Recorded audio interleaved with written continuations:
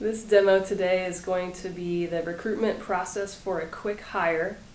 That includes students, grads, postdocs, and limited term lecturers.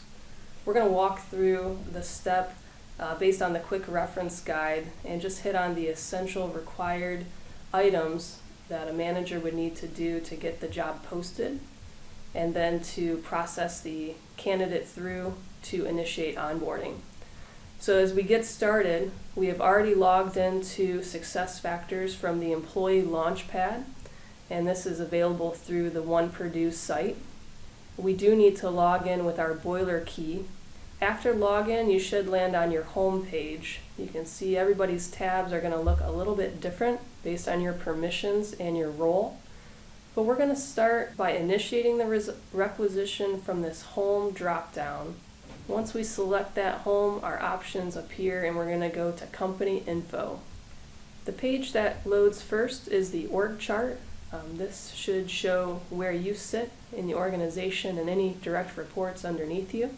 To get to the job posting and requisition area, we need to switch over to the position org chart. That's going to be part of your top navigation here. So I'm going to select that. Now when you land on the position org chart, you need to either search for the position that you're recruiting for through your search bar, by position title, by position number, or you could even search for a person that currently is in that position if you're not sure what the title or position number is. So both search options work well. Another quick tip here: do not hit enter when you're using this search field. Just go ahead and start typing in. It'll populate and pull up options for you as you start to fill out the text here. Today we're going to create a requisition for a cooking instructor position. It is populated for me. I can see the position title and the position number up here in the details section. Now to start that requisition, I've got a little silhouette with a plus sign here. I'm going to click there, hover over the three bars, and click to add some cutout options here, and then create job requisition. Let's go ahead and select that. This is a quick hire requisition. Number of openings. You know what? I've got 5 students I want to hire into this position, so I'm going to change that. I want to post it and start that requisition today, so no changes there with the date. And let's go ahead and create. Now we are on our way to filling in the requisition details and getting this job posted. Now that that action has processed, I've got a new clipboard and person sign here. The job requisition is pre-approved, so I can get in there and create those additional notes and add the requisition details. After selecting that clipboard, I'm going to come over here and find the badge next to the requisition ID. When I click on the badge here, it's going to pull up the requisition details in a new window. Let's go ahead and maximize that. Once this page loads, let me point out a few things. We've got the student, in this case it's a student position, but we've got the position title up top along with the requisition number 834. In these details, we're going to complete the required fields and any additional fields that are necessary for this requisition. As I scroll down, I'm going to leave it as pending approval. That will change as the initiator processes this requisition through. We can see that the employment type and employment group came through for this student position. Pay frequency. For students, most likely it's just going to be a standard hourly position. This is the targeted salary here. You'll have a chance to confirm this when you're completing the offer. ERP is employee referral program amount, moving allowance. Generally, you're not going to have anything listed there for this student or quick hire position. Let me point out here the job title. The internal job title is what an internal applicant will see when they're searching for this position. Internal is a current employee. Most of our applicants are going to be external. They don't currently work at Purdue. So we need to make sure that we change this external job title so that it makes sense for the applicant.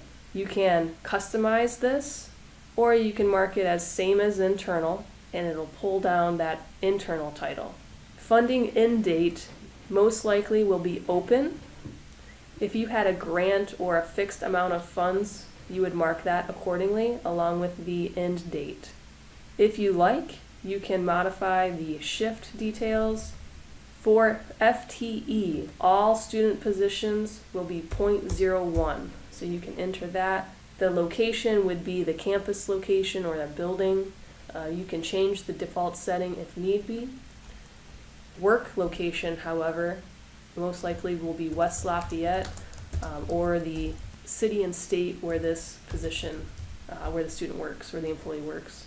Travel required. If you had the employee that needed to do the RM01, if traveling was a part of this position, you would go ahead and designate that accordingly. And you would process the RM01 outside of the SuccessFactors system. So your standard process for that. Physical requirements is required, so we're going to make a selection there as well. Background check, if it's required, work with your recruiter to indicate that you've got something coming through. But for the most part, most quick hires do not require a background check, so you can leave that blank. Sponsorship, most of the time with quick hires, it's no, but you can mark it accordingly. All right, we're down to recruiting roles. The position supervisor starts out as the initiator. If there's anyone else helping in the process, whether it's a student or someone else that's helping review applications and moving applicants through the pipeline, you can add them as a department recruiter. As you start typing in a name, it should populate for you.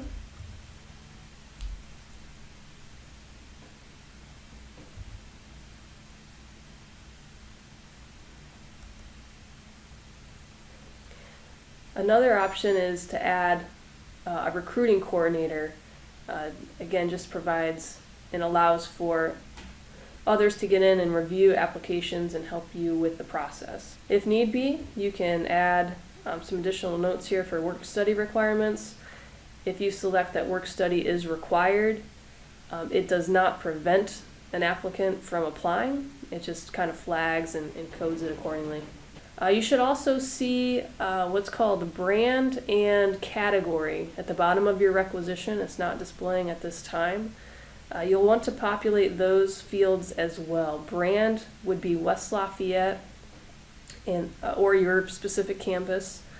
For category, if it's a student position, I recommend selecting that student category so that when folks are searching for jobs, they're flagged accordingly. That's all we need to do on this requisition details section, so I'm going to send to the next step. Because it is a quick hire, I don't need to add or deal with a budget approver or an HR recruiter. As the initiator, I am the approver. So when we get to this next step, we will be approving the requisition. We can see here you are about to approve this requisition. Send to the next step.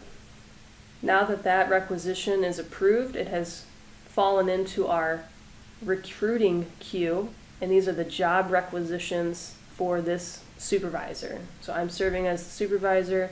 I've got a couple outstanding requisitions at this time.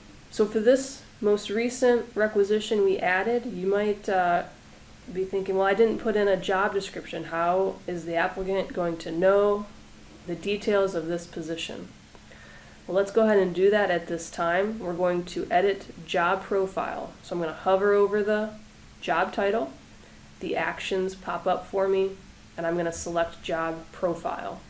In this section, you'll see some fields or categories that are pre-populated. The job summary section is the most critical part to add some job content. This is your basic job description. You can customize this. You may include items such as the summary of the job, required certifications, specific job responsibilities, and any additional application procedures. For the fields or the categories that are present, you can customize what you want to display to an internal applicant versus an external applicant or both. You can even remove a field in its entirety. So a category field such as education, you may not need that, so you can hide that from view. Same as the FLSA status, that is also something that you can hide if you like. So go ahead and make updates to your job profile, and when you're done, you can view it based on the internal preview or the external preview, and you'll see those options to preview those on your screen. The screen that populated here in this training environment is a little bit different than what you'd see in production, but we do want to make sure that we have some content in there. Save it or select I'm done, and then your job profile section will be up to date for the candidate to view. The last thing we need to do with the requisition is post it. We need to advertise this job. There's a couple ways to get there. I can go to my job postings link from the top navigation. I'm going to take you back to the recruiting page and go that way. I'm going to hover over that job title. The actions will populate for me. Now I'm going to go to job postings. You've got 4 areas where you can post this job. The basic postings is the internal and external. So generally you're going to post to both of those sites using today's date. If you want to schedule it out, you can do that as well. You do not have to indicate an end date. You can leave the posting open and come back and close it when it's full. Or if you wanted to come down at a certain time, go ahead and select an end date. The private posting here, if you know who you want to hire, you already have a candidate in mind, you can utilize the private posting to send an invite to that person directly. You would not be posting the job for the external or internal Purdue audience or external audience to view. It just goes to that intended recipient. When you have a private posting, you get the option of a little a little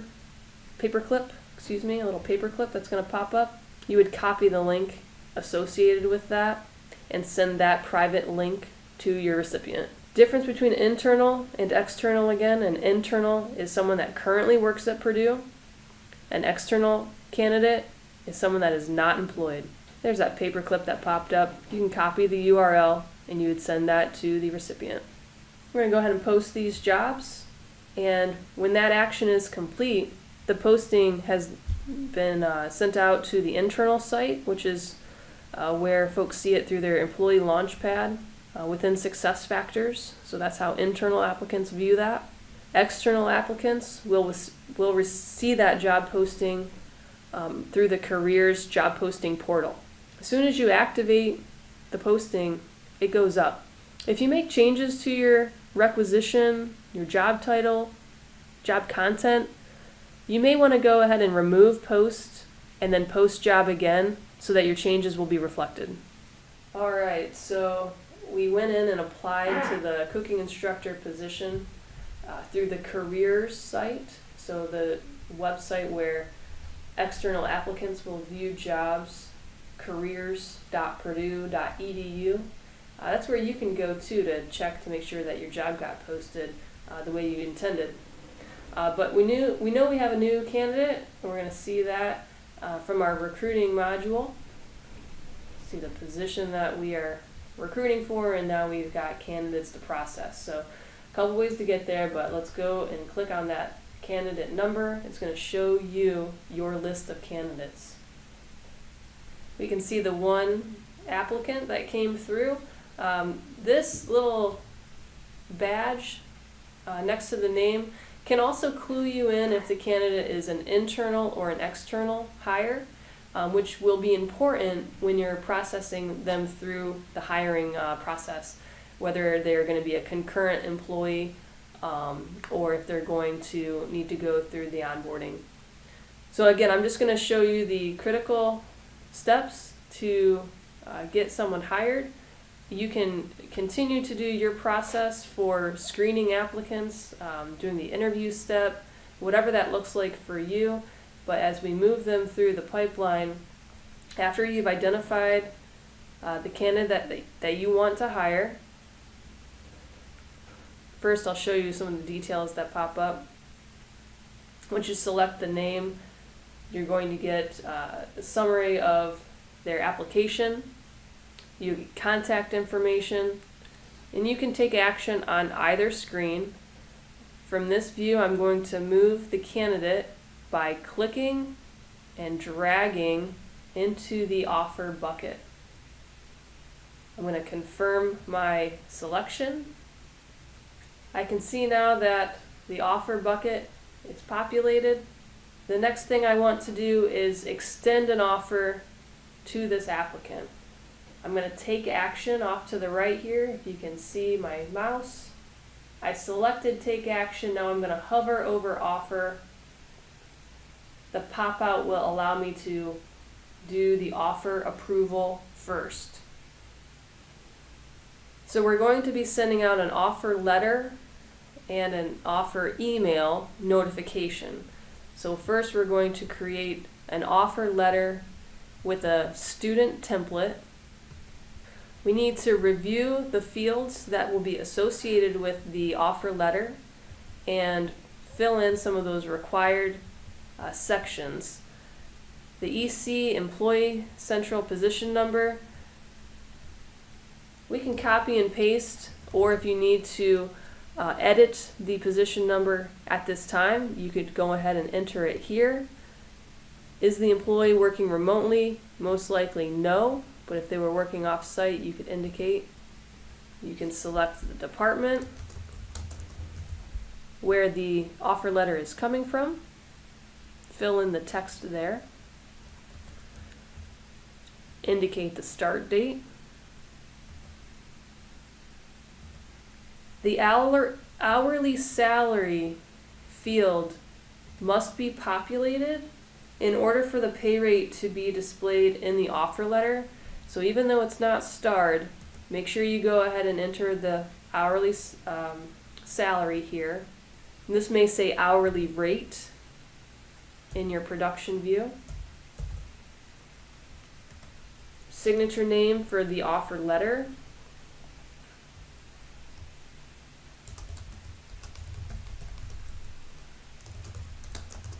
And title. And we're going to go ahead and send this on for approval for the student quick hire or the quick hire in general. The approval process, unless you indicate additional approvers, the initiator is the approver. Now it's coming back to you as the initiator to confirm and approve the offer letter.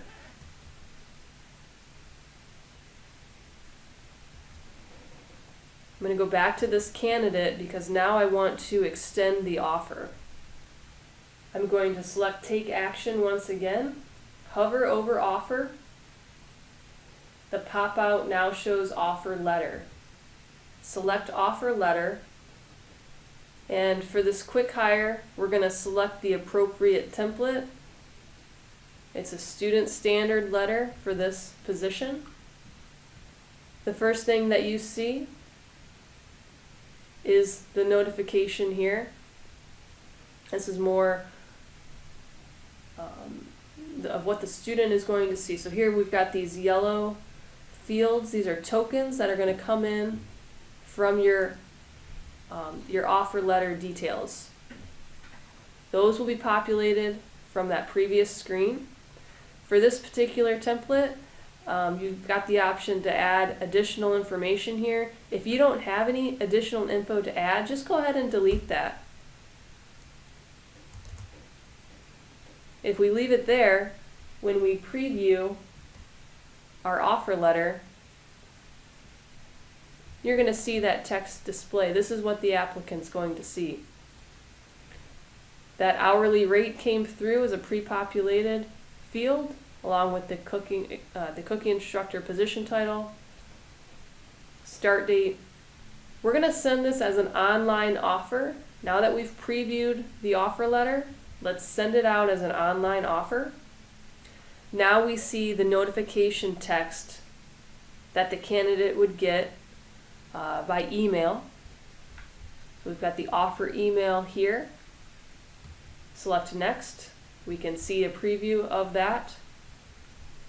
And now we're ready to send. It comes from the SuccessFactors system to the applicant, but the offer letter itself will have the hiring manager's details that were inputted into that particular field. I'm done, and I'm now waiting on the applicant to accept their offer. Okay, so the applicant just accepted their offer, and now we need to finish up the hiring process and start onboarding. So before we do that, we need to figure out, does the person currently work at Purdue? Are they an internal hire? Are they going to stay in their current position? If so, we're going to have a concurrent employment situation, so we're going to come back to that. But if they're an external hire, this is their first job, they've accepted their offer, now we need to move them into ready to hire so that we can start onboarding. So we're back in the recruiting tab. I've got my list of candidates. To view that they accepted their offer, you can click on the candidate details. To move things along today, we're going to go ahead and click and drag into the ready to hire bucket. They have to be in this bucket to initiate onboarding. Again, this is someone that is either an external candidate, they don't currently work at Purdue, or they're an internal candidate, but they're leaving their existing position. So we're going to take them out of their old position and hire them into this new position. This is not a concurrent employment situation. So from ready to hire, we are going to open up the candidate details. We're going to take action off to the right, and you'll see initiate onboarding. If this person was going to keep their existing employment and add a second appointment, we would simply click and drag into concurrent employment with no onboarding, and then your process would be complete. The payroll staff would pick up this employee in this bucket and process them through to add the appointment. Once I confirm initiate onboarding, the recruitment process is complete. The manager would now have to go into the onboarding module to begin the onboarding process, which includes the post-hire data verification, and for the employee, the collection of their new hire data information, processing of their I-9 and other required tax forms and new hire components. The hiring supervisor, the position manager, would have primary responsibility to move the new employee through the onboarding process, and the business office would still offer support in viewing the I-9 employment documents. There are steps to close out your requisition. When you're done hiring, you can remove the posting, you can go back to requisition details to close the requisition. If you're still in the process of hiring, keep it open, work through your candidates, and get them through that hiring process. But that wraps up the recruitment process for a quick hire.